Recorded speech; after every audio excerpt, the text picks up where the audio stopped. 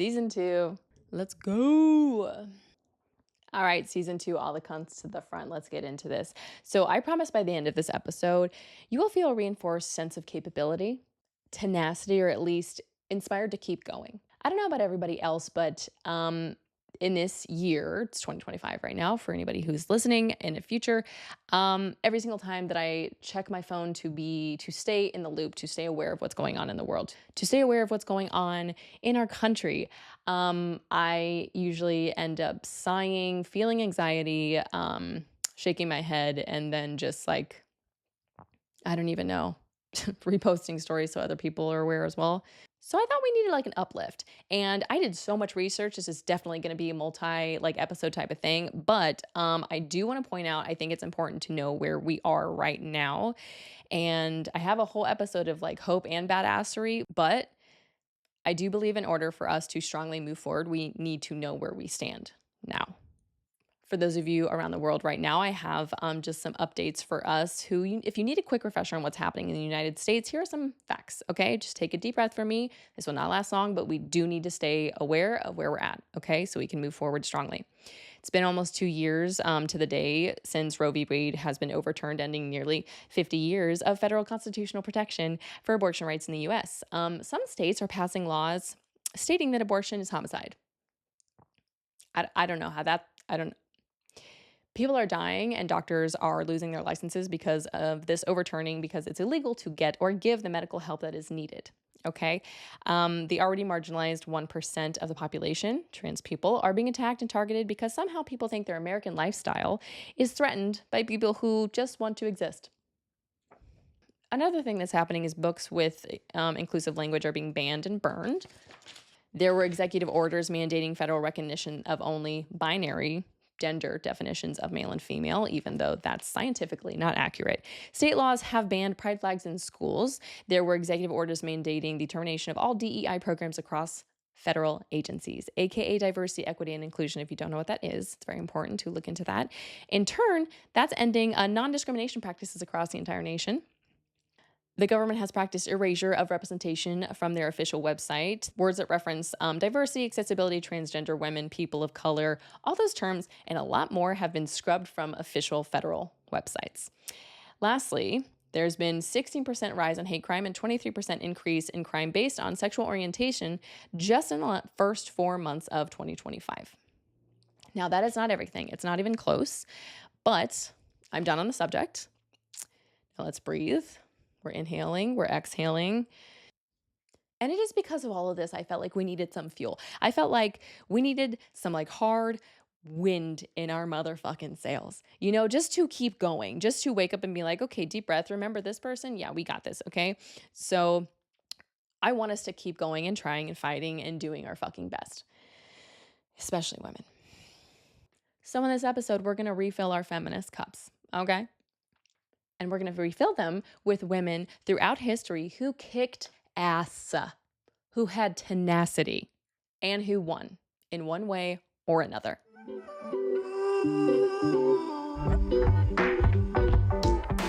This podcast is for everyone who is in the process of becoming. I hope that whoever is meant to hear what I have to say is listening. But as always, all the cunts to the front.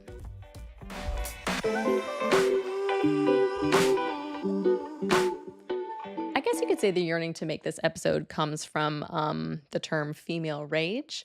And another way to say that term is I have the right to be hostile when someone's boot is on my fucking neck. We're going to start off strong. Did you know that there was a secret network of women who performed illegal abortions with like thousands and thousands of illegal abortions in the late 60s without a single known death? Because I didn't know that. I didn't fucking know that. So from 1969 to 1973, there was a group either called Jane or the Jane Collective. They were officially called the Abortion Counseling Service of Women's Liberation, okay? They were a secret network of women in Chicago that provided safe, illegal abortions. They helped over 11,000 women without a single known death. That's fucking badass. And women seeking that kind of help found Jane through posters that said things like, pregnant, don't want to be, called Jane. So then the calls would go to this answering machine, and then a Jane member would very discreetly follow up to arrange counseling, and then, if desired, an abortion. It wasn't like, yeah, come in, we're going to do it for you right away. Like, they took care of people, they took care of women. This information alone is enough to like cause a revolution. Jesus. And it gets better because initially Jane referred clients to outside, often like unlicensed doctors. But when they discovered one doctor that lacked credentials, members decided to learn the procedure themselves. So they performed most of the abortions themselves. What the fuck? They were like, we don't trust you. We're just going to like learn this medical procedure and do it better than you and safer than you. Okay. Jane prioritized safety, dignity, and non-judgmental care, operating on a sliding scale so no one was turned away for lack of funds. Fucking brilliant, dude. The collective filled a desperate need, especially for low-income women and women of color who could not travel for legal abortions. And their beautiful, compassionate approach contrasted greatly with the often extremely dangerous, impersonal underground abortion scene of the era. So this is like 1969, okay? They operated for years, but in 1972, police raided a Jane apartment, arresting 7 members, but the charges were dropped after Roe v. Wade legalized abortion in 1973. This is so fucking kick-ass. The Jane story remains a powerful example of grassroots activism, showing how ordinary women saved thousands of lives through courage, skill, and solidarity. And we're just fucking getting started. The next story is amazing. And to be completely honest, I don't know how to properly enunciate a lot of these names, places, and things. So please forgive me if I get it wrong. This next one is about one of those feared indigenous warriors, Lozen. She was a Sihane Chiricahua Apache warrior, medicine woman, and prophet. She was renowned for her fighting skills, spiritual powers, and leadership alongside her brother, Chief Victorio. She actively resisted U.S. and Mexican military campaigns. She participated in raids, leading escapes, and later fighting alongside Geronimo during the final years of the Apache resistance. But this is the juiciest part. The U.S. soldiers reportedly were so scared of her and feared her supernatural abilities because she used to be able to like track where everyone's going. It's like she was one with many, either both spirit and the earth. Like she always knew either where they would be, where their encampments were. So they were scared of her elusive presence because they never saw her coming. They often referred to her as Ghost. The nickname the US soldiers gave her was Ghost due to her uncanny skill of evading, capture, and predicting enemy movements and locations. What a fucking G. And her legacy endures as a symbol of resistance, courage, and spirit of the Apache people. What a fucking badass. Ooh, next we have Cathay Williams. She's the woman, I want to say the woman who infiltrated the Buffalo Soldiers of the U.S. Army. She was born an enslaved person in Missouri in 1844. She was forced to cook. She was forced to be a laundress for the Union Army officers during the Civil War, okay? So after the war, she was facing limited job options, right? So Williams disguised herself as a man. She cut her hair, she bound her chest, and she reversed her name to William Cathay and enlisted in the U.S. Army in 1866. Women were not allowed. Okay, I think like we know that's 1800s, but women were not allowed to serve, making her the only documented female Buffalo soldier. She was 22 fucking years old. So she was assigned to the 38th U.S. Infantry, aka the Buffalo Soldiers, okay? Williams served nearly 2 years across multiple territories, right? She performed the same duties as her male peers and managed to keep her true identity a fucking secret despite several hospitalizations. Are you fucking kidding me? Until finally in 1868, there was like speculation that she got a medical exam because of like smallpox, and that revealed her gender, leading to her immediate honorable discharge due to, quote, disability. And that's all despite the fact that she had risked her life for her country, a country she was born in, like as an enslaved person too. That's wild. She later applied for military pension, but she was denied by the government because of her gender and health status. I'm going to go ahead and take a wild guess that it was really only because of her gender. And she is quoted as saying this: "I wanted to make my own living, not be dependent on relations or friends." And she is celebrated as the only known woman to serve as a Buffalo Soldier, breaking barriers nearly 80 years before women were officially allowed in the U.S. Army. We're just getting warmed up, man. Okay, so next, Rome underestimated the wrong fucking woman. How do you say this name? I don't know, actually. So her name is Boudicca. It could be Boudicca, Boudicca. I'm going to go ahead and say Boudicca, Queen of Iceni. So in 60 CE, or also known as AD to other people, she married Prasutagus, king of Iceni tribe, which is modern day Norfolk. Okay, so she had 2 daughters. Now, after the Roman conquest, the king, was allowed to remain independent ally of Rome. But he dies, okay? He leaves his kingdom jointly to his daughters and the Roman emperor, hoping to protect his family. Guess what the Romans did? They said, fuck you. So they ignored his will, and they annexed the kingdom. They confiscated property. They stripped them of their ally status and flogged Boudicca and the Roman soldiers, to put it in a light way, had their way with her daughters and left them alive. But this all fueled this woman's revenge, okay? So Boudicca united the neighboring tribes, amassing an army of 100,000 people, more or less, to lead a revolt against Rome. They pissed off the wrong fucking woman. So she led a fucking uprising, destroyed Roman settlements, killing tens of thousands of Romans and pro-Roman Britons. She defeated the Roman 9th Legion in battle. What a fucking rock star. Now, eventually, yes, she was defeated and either took poison or died from illness. We don't know for sure. But she is now remembered as a symbol of resistance against oppression and as a national heroine in British history. Damn. You can't piss off the wrong woman and mess with her daughters, bro. So next, notorious all-female gang. Oh my God. So did you know that there was a fucking notorious all-female gang that operated from the Victorian era through the 1950s?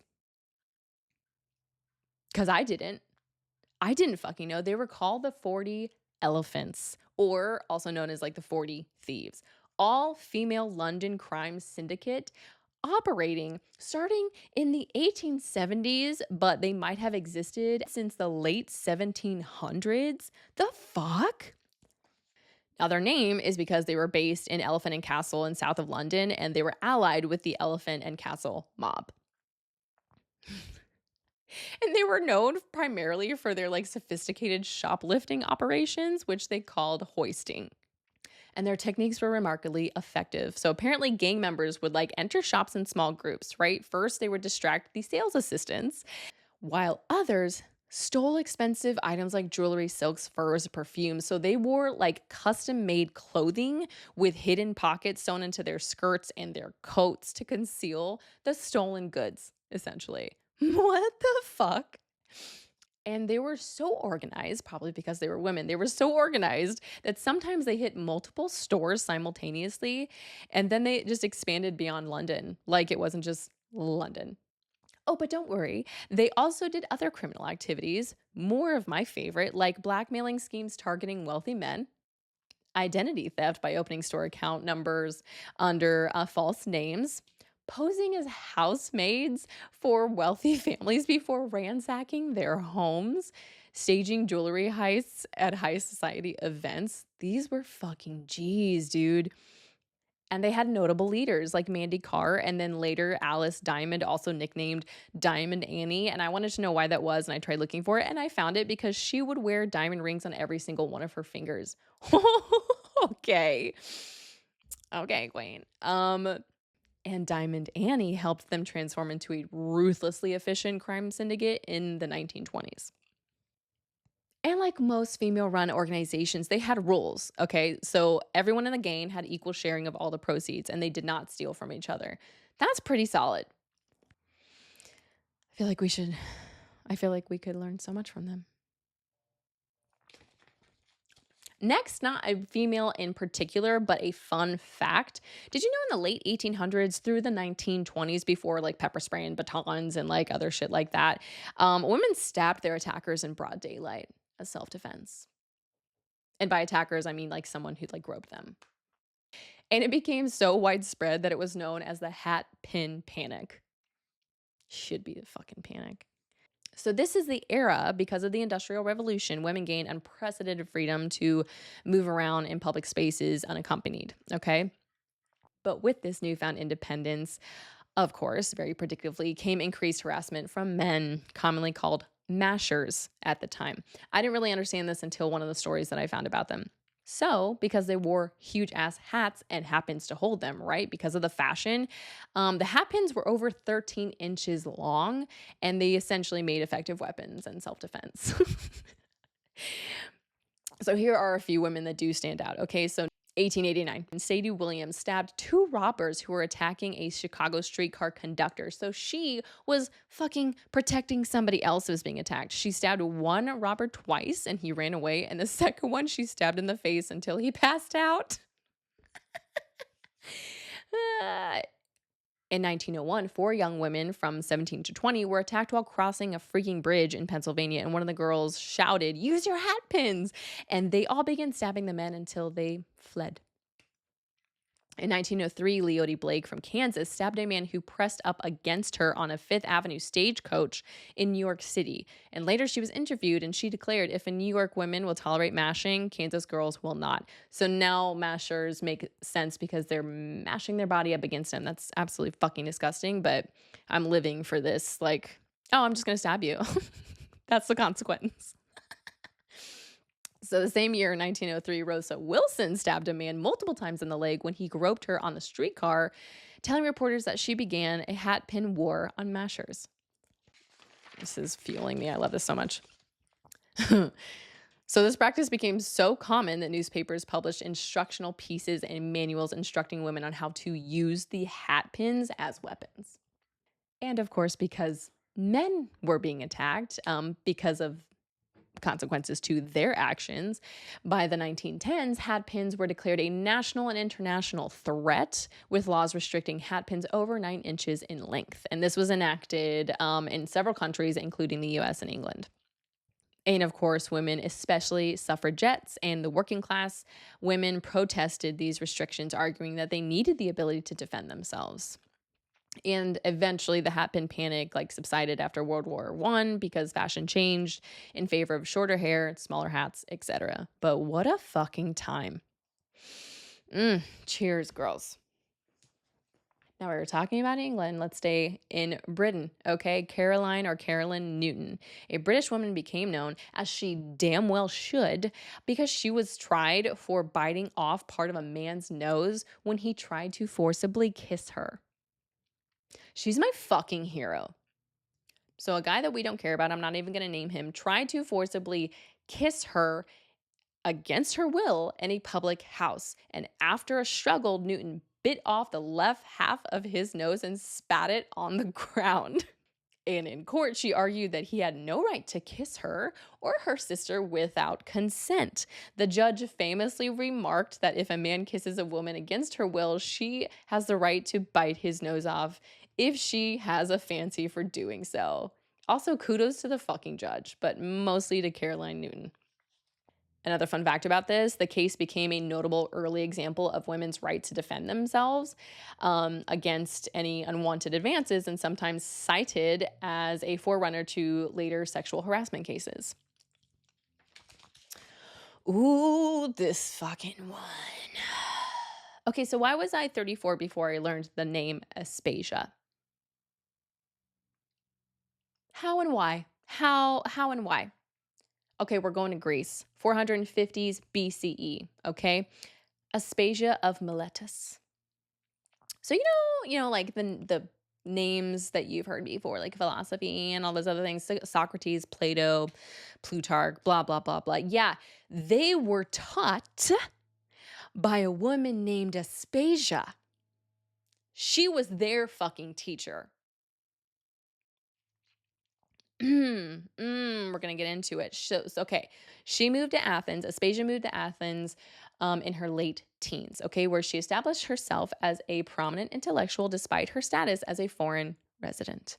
She was renowned for her exceptional intelligence, rhetoric skills, and philosophical insights. Okay. So she's credited with all of this shit. Listen to this: teaching rhetoric to her husband, opening an academy for young women that became an intellectual hub frequented by luminaries such as Socrates, Plato, Phineas. Serving as a teacher to Socrates himself. She also composed speeches for her husband, Pericles. I don't remember what he did, but we're not focusing on him right now, okay? So her intellectual influence was so significant. Socrates sought out conversations with her, and I think Pluto was like Socrates' mentoree, and he brought him to talk to and learn from Aspasia. So, because of all of this, of course, men came after her status. So, she was faced with considerable criticism and slander, as most women are in general, but she was exceptional. So, of course, she was like, they came after her. Male philosophers felt so threatened that they accused her of corrupting society and running a brothel. There was even something in like comedy, I don't remember what it's called, the great comedy or the sad comedy, whatever it was, they like portrayed her specifically as a woman of the night, if you will, or whatever. So they went after her hard. But her historical presence does diminish in the records after her husband's death. So they eventually went after how she was going to be known in history. I think because she had less protection.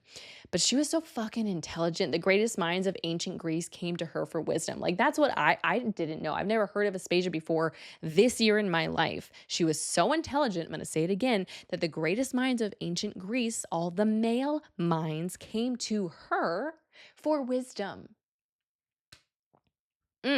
She taught philosophy and rhetoric when women weren't even allowed to learn those subjects. Okay, Socrates brought his students to learn from her, including Plato. So later she becomes a lover and unofficial wife of Pericles, Athens' most powerful leader. Couldn't legally marry, don't know why. But even after her death, they tried to erase her influence by claiming she was just Pericles' mistress. What a bunch of fucking pansies. But I want to talk about her legacy. Like, even though men tried to erase her, she became known as a feminist role model, okay? A symbol of intellectual womanhood who managed to wield significant influence in a male-dominated society. At the fucking time, what a fucking G. Bro. We're going to pause there. When I tell you how much research and how hard I went, like, I think when I started working the Sun Ones up, I got so into this and so focused. Even though the window was right in front of me, I did not know it was getting dark out. I mean, hours, dude. So I have so many more names. I listed the names, like, you know, like when you're making points in like a Word doc, I just made like A, B, C, D, like made all those names. I went through Z to double A, double B, double C. Like it kept going. So I feel as though that is good fuel for today. We're going to pick this up. This is going to be a multiple episode type of thing. Just fucking bad bitches in history. But I also didn't want to call it that because is that like degrading? It depends on how you say it. I don't fucking know. Fucking badasses. These fucking badass women. I'm so excited to share them because we need a goddamn boost. I'm exhausted. I'm exhausted. But I did make, speaking of being exhausted and getting the fuck back up again, I would check out the Friday flow that is about empowerment, freedom, and fierceness. That one's going to either be before or after this episode. Okay, bye.